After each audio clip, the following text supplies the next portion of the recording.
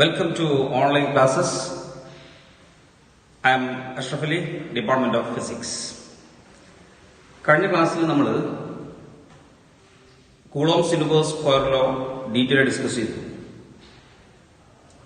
Force of attraction between two stationary charges is directly proportional to the product of the magnitude of the two charges and inversely proportional to the square of the distance between them. ഈ സെഷനിൽ നമ്മൾ ഉദ്ദേശിക്കുന്നത് coulombs inverse square law base ചെയ്തുകൊണ്ട് ചില കാര്യങ്ങൾ പറയാൻ ഉദ്ദേശിക്കുന്നത്.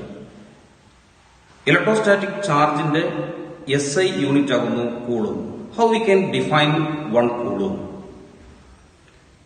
And again how Coulomb's inverse square law can be vectorially represented, vector form of Coulomb's inverse square law. ഈ രണ്ട് കാര്യങ്ങളാണ് ഈ സെഷനിൽ കൈകാര്യം ചെയ്യാൻ ഉദ്ദേശിക്കുന്നത്. ആദ്യം how one Coulomb can be defined. Last class, two charges Q1 and Q2 separated by a distance r kept in free space. F is equal to 1 by 4 pi epsilon 0 Q1 Q2 by R square, where epsilon 0 is permittivity of free space 8.854 into 10 raised to minus 12 coulomb square per Newton meter square. 1 by 4 by epsilon 0 the value 9 into 10 raised to 9. So F is equal to 9 into 10 raised to 9 Q1 Q2 by R square. If Q1 is equal to Q2 is equal to 1 coulomb and R is equal to 1 meter, F is equal to 9 into 10 raised to 9 into 1 divided by 1 square. F is equal to 9 into 10 raised to 9 Newton. ഒരു coulomb charge 1 metre അകലത്തിൽ മറ്റൊരു coulomb charge എടുത്ത് വെക്കുമ്പോൾ air മീഡിയത്തിൽ വെക്കുമ്പോൾ ആ രണ്ട് ചാർജും തമ്മിൽ എക്സേർട്ട് ചെയ്യുന്ന force whether it is repulsive or attractive force is 9 into 10 raised to 9 Newton. ഈ ഒരു കൺസെപ്റ്റ് ഉപയോഗിച്ചാണ് ഒരു കൂളോമിന് നമ്മൾ ഡിഫൈൻ ചെയ്യാൻ ഉദ്ദേശിക്കുന്നത്. ശ്രദ്ധിക്കണം, ഒരു കൂളോം മറ്റൊരു 1 കൂളോം സെപ്പറേഷൻ 1 മീറ്റർ വെച്ചിരിക്കുന്നത് എയർ മീഡിയത്തിൽ, രണ്ടും തമ്മിലുള്ള force 9 into 10 raised to 9 newton. ഞാൻ ആദ്യം മലയാളത്തിൽ അതൊന്ന് ഡിഫൈൻ ചെയ്യാൻ ഒരു കൂളോ എന്ന് പറഞ്ഞാൽ, ഒരു കൂളോ എന്ന് പറഞ്ഞാൽ ആ ചാർജാണ്. അത് അതേപോലെ മറ്റൊരു ചാർജിൽ നിന്ന് 1 മീറ്റർ അകലത്തിൽ എയർ മീഡിയത്തിൽ വെക്കുകയാണെങ്കിൽ തമ്മിൽ എക്സേർട്ട് ചെയ്യുന്ന force 9 into 10 raised to 9 newton ആയിരിക്കും.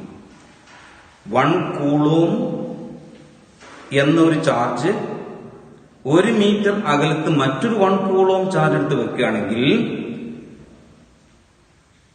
വെച്ചിരിക്കുന്നത് എയർ മീഡിയത്തിലാണ് എങ്കിൽ തമ്മിൽ എക്സേർട്ട് ചെയ്യുന്ന force 9 into 10 raised to 9 newton ആയിരിക്കും.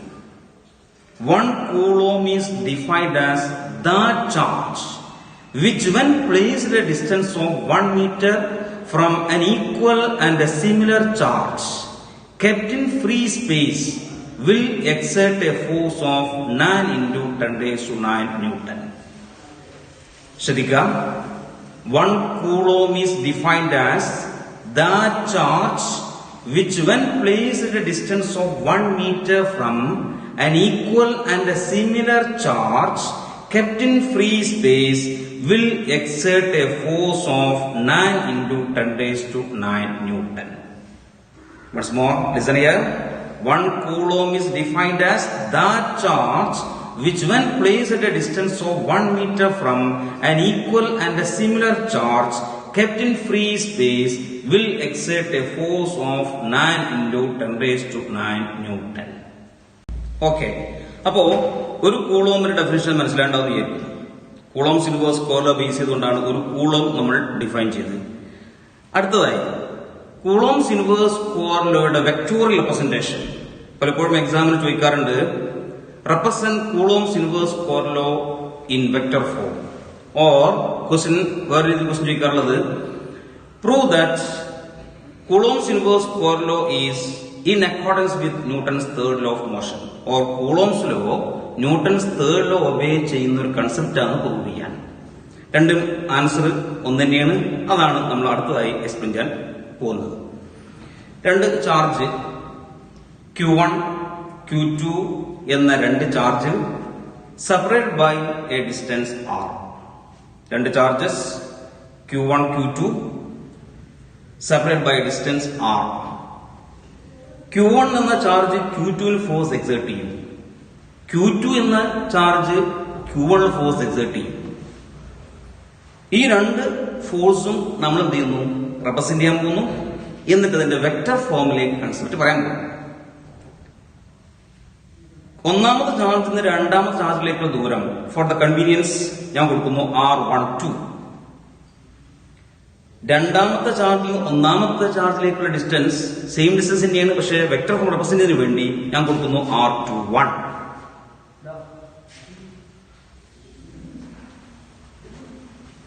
These two charges are kept in free space. വെച്ചിരിക്കുന്നത് free സ്പേസിലാണ്. We are discussing the force. Force is a vector quantity. Q1 എന്ന charge Q2 exert ചെയ്യുന്ന force exerted by Q1 on Q2 ഞാൻ പേര് കൊടുക്കുന്നു vector F12. So the force is, listen here, vector F12 is equal to 1 by 4 by epsilon 0 Q1 Q2 by R12 square.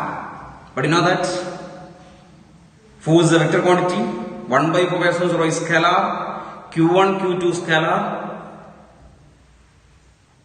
Vector ആവാൻ chance ഉള്ളത് only the distance. So R12. അതുകൊണ്ട് അതിന്റെ ഒരു unit vector കൊണ്ട് നമ്മൾ ആ ഇക്വേഷനെ മൾട്ടിപ്ലൈ ചെയ്യുന്നു to convert that equation as a vector. So equation becomes vector F12 is equal to 1 by 4 by epsilon 0 Q1 Q2 by R12 square into R12 cap. Unit vector, say equation number 1. Now, force exerted by the second charge Q2 over Q1. നമ്മൾ പേര് കൊടുക്കുന്നു F21. So equation, listen here. F21 is equal to 1 by 4 by epsilon 0 Q1 Q2 by R21 square into R21 cap to convert that equation into vector. F21 is vector F21 is equal to 1 by 4 by epsilon 0 Q1 Q2 by R21 square into R21 cap. Say equation number 2, രണ്ടാമത്തെ equation. Now you compare these equations. ഈ രണ്ട് equation compare ചെയ്തോളൂ. രണ്ട് force ആണ്.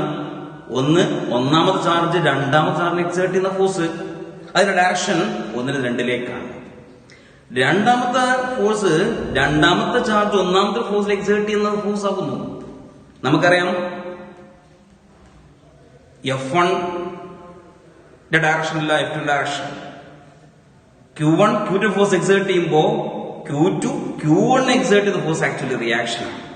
Comparing these two equations, രണ്ട് ഇക്വേഷനിലും 1 by 4 by epsilon 0 okay, Q1 Q2 ശരിയാണ്, R12 square R21 square both are same, R21 cap R12 cap direction different.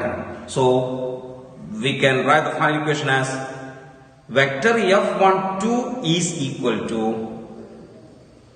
minus vector F21. Action and reaction are equal opposite, that's why negative symbol. F12, vector F12 is equal to vector F21 minus vector F21. This equation implies that the Coulomb's electrostatic force obeys Newton's third law of motion. Coulomb's inverse square law, അതിന്റെ വെക്ടോറിയൽ form ആണ് നമ്മൾ കാണിച്ചത്. അതിന്റെ conclusion Newton's third law obey ചെയ്യും. Thank you.